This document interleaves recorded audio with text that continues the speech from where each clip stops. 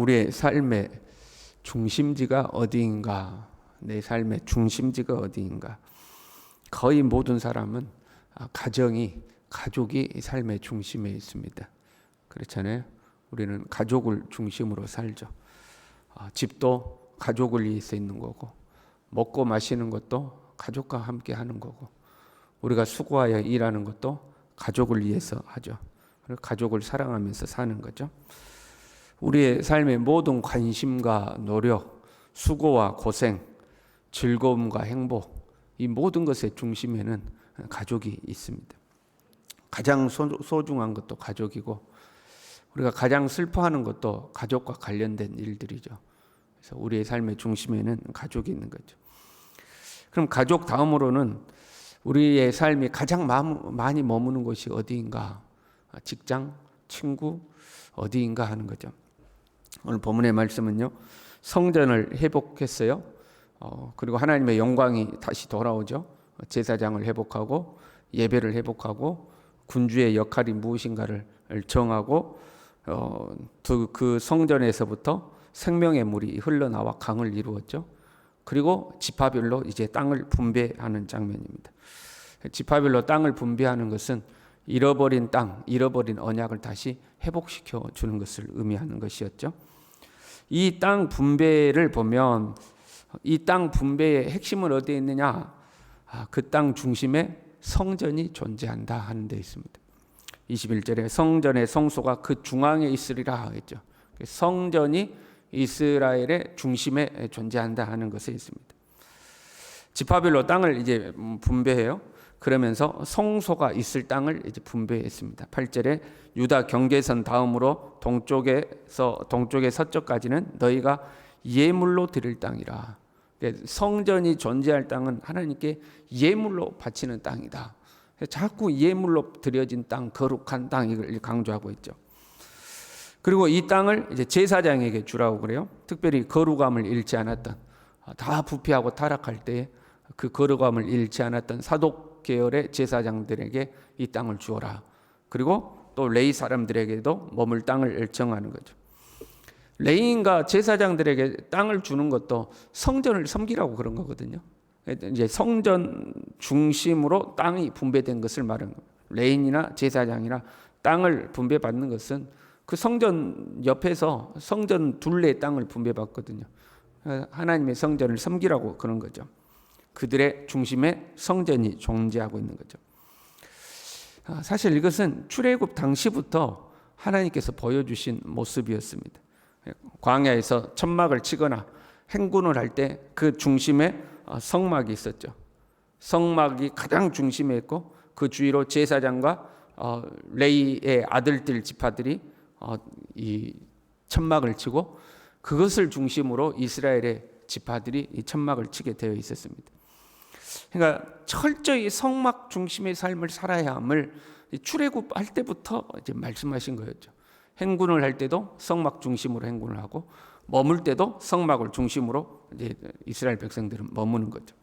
하나님의 이스라엘을 인도하는 구름 기둥과 불 기둥이 성막에서부터 떠오르는 거죠. 성막에서 떠오르고 성막에 내려앉고 철저히 성막 중심으로 살아가게 하는 거죠. 오늘날 우리 신앙인들은 교회를 중심으로 이제 살아가는 거죠.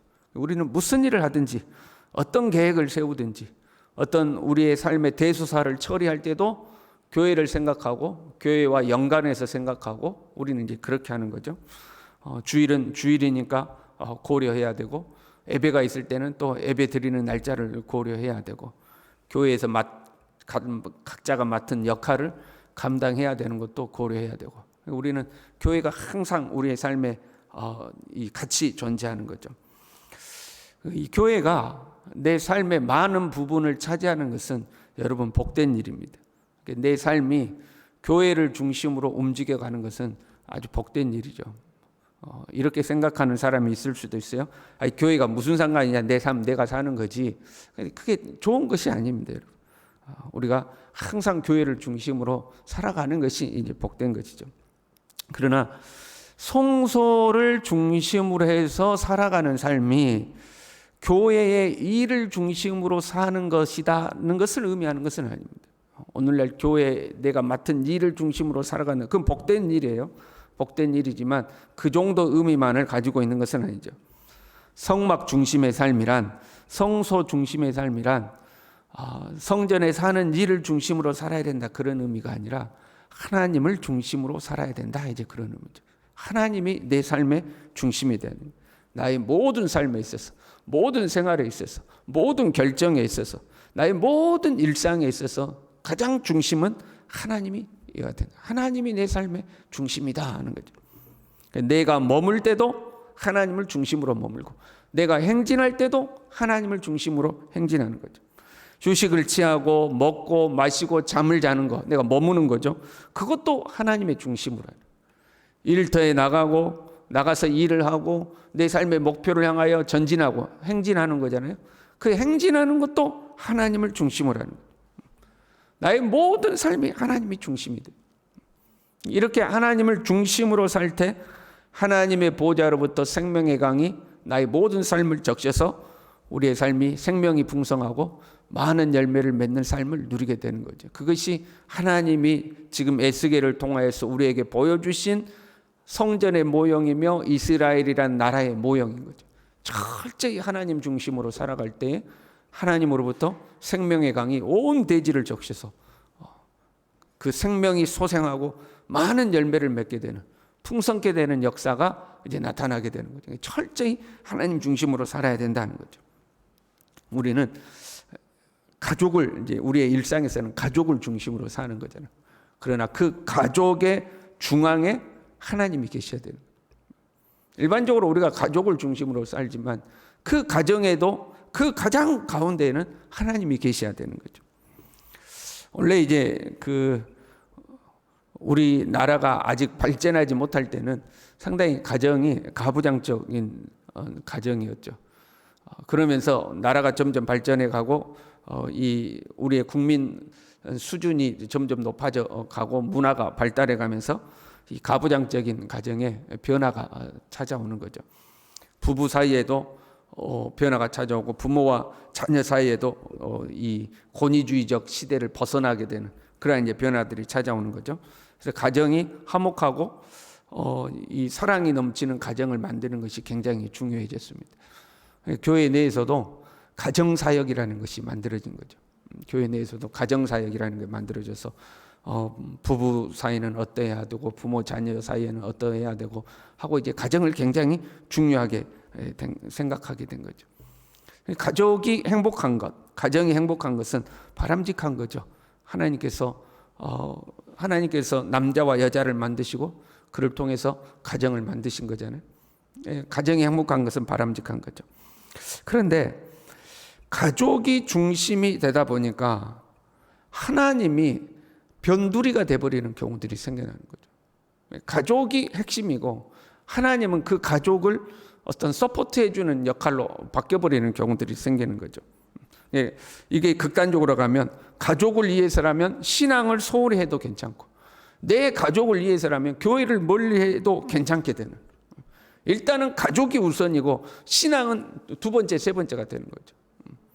가족을 위해서라면 좀 신앙을 소홀히 해도 교회를 좀 빼먹어도 가족이 중심이 되는 거죠. 가족을 사랑하고 가족이 행복한 것은 바람직한 거지만 그 가족의 중심에 하나님이 계시도록 해야 돼요. 하나님이 중심이 돼야 되는 거죠. 그래야 그 가족이 축복의 현장이 되는 거죠. 우리가 극단적으로 생각해서 우리 가족끼리 이 땅에서 행복하게 살았어요. 그런데 영원히 이 땅에 같이 사는 건 아니잖아요. 때가 되면 다 우리는 하나님 앞에 부름받아 가는 거 아니에요? 그런데 하나님 앞에 갔을 때에 책망받는 가족이 될 거냐?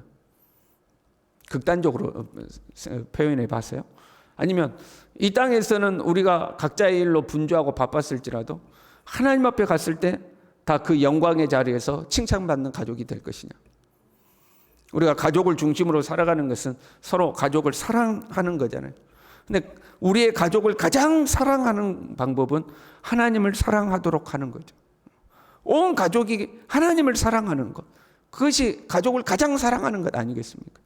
그래서 하나님의 그 보좌 앞에 우리가 설 때에 다들 영광의 자리에서 함께 천국 잔치에 참여해야 그게 가장 행복한 가족이지 않겠습니까? 그래서 우리의 가족의 중심에는 하나님이 계셔야 되는 거죠. 사실 가족이라는 것도 교회거든요. 그렇잖아요. 하나님께서 남자와 여자를 만드시고 가족을 이루도록 하셨는데 이 비밀이 크도다. 이것은 그리스도와 교회에 대한 것이다. 이렇게 말씀하셨죠. 부부란 그리스도와 교회를 예표하고 있는 것. 그러니까 가족이 곧 교회죠. 예수님을 구주로 영접한 내 자신이 교회이며 동시에 우리의 가족이 교회가 되는 거예요.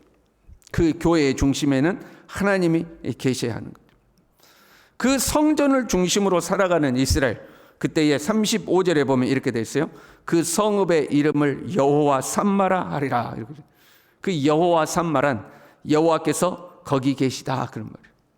그러니까 우리가 온 가족이 예수 그리스도를 중심으로 하나님을 중심으로 살아갈 때에 그럼 여러분 당연히 사랑하며 살지 않겠습니까? 하나님 중심으로 사니까 서로 사랑하고 이해하고 용납하고 화목하고 살아가는 가정이 되는 건 자연스럽지 않겠습니까?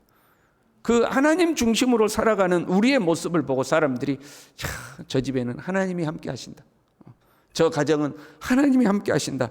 여호와 삼마라고 사람들이 이야기한다는 거예요. 저 집은 예수 믿는 집이야. 진짜 저 집은 하나님 믿는 집 같아. 이렇게 되는 거죠. 저와 여러분의 가정이요. 하나님을 중심으로 살아가는 그런 가정 될 수 있길 바랍니다. 사람들이 우리를 볼 때 여호와 삼마, 저 성에는 여호와께서 함께하고 계신다. 그런 평가를 받는 우리 모두들, 우리의 가정들이 될 수 있기를 간절히 바랍니다. 기도하겠습니다. 하나님 아버지, 우리의 모든 삶의 중심에 하나님이 계시도록 우리가 이 땅에서 가장 사랑하는 우리의 가정의 중심에도 하나님이 계시도록 철저히 하나님 중심으로 살아가는 우리의 삶이 될 수 있도록, 그래야 사람들이 우리를 바라볼 때에 저들 속에는 여호와께서 함께하고 계신다라고 평가할 수 있는 그런 하나님의 사람들, 하나님의 가정들, 그러한 교회들 다 될 수 있도록 우리 모두를 축복하여 주시옵소서. 예수님의 이름으로 기도 올리옵나이다. 아멘.